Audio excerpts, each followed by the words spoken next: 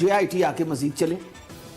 अच्छा डॉक्टर साहिबा, यहाँ पे जो इस ऑडियो के जरिए एक चीज एस्टैब्लिश करने की कोशिश की जा रही है वो ऑब्वियसली CCPO के खिलाफ है, और अब इलेक्शन कमीशन जो है वो इन CCPO के मौजूदगी में शफाफ इंतखाबात पे एक पूरा इजलास बुला रहा है। यहाँ पे सवाल ये है कि पाकिस्तान तहरीक इंसाफ ने भी तो बहुत से नाम दिए थे अफसरान के, उनमें से 16 नाम कल PTI ने जारी किए जो कि 25 मई और 17 जुलाई की एक जो स्टेट वायलेंस है और दूसरा धांधली, उसमें PTI के मुताबिक मुलव्वस थे।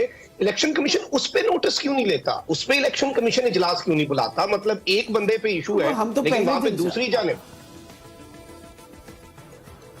भैया आपको तो हमें पहले दिन से बता रहे हैं कि वो आपका ख्याल है इलेक्शन कमीशन जो है वो कोई आपका ख्याल है कि it's an impartial body at the moment? Not at all. वो तो आपको पता क्या दे आर प्लेइंग, वो उनकी खातिर सारी गेम खेल रहे हैं।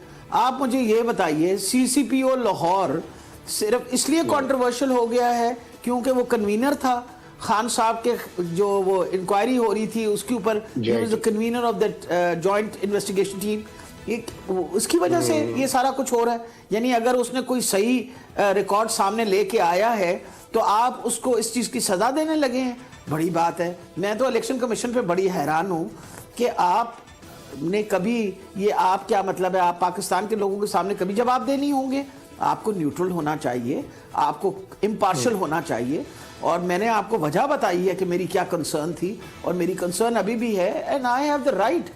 मैं पाकिस्तान का शहरी होने के नाते मैं किसी से भी बात कर सकती हूँ, मुझे कौन रोक सकता बात करने के लिए? हाँ, आप मेरी कॉल को रिकॉर्ड नहीं कर सकते जब तक आपने कोई इजाजत ना ली हो हाईकोर्ट से पता चले कि जी मैं टेररिस्ट हूं और मेरी रिकॉर्डिंग जरूर होनी है।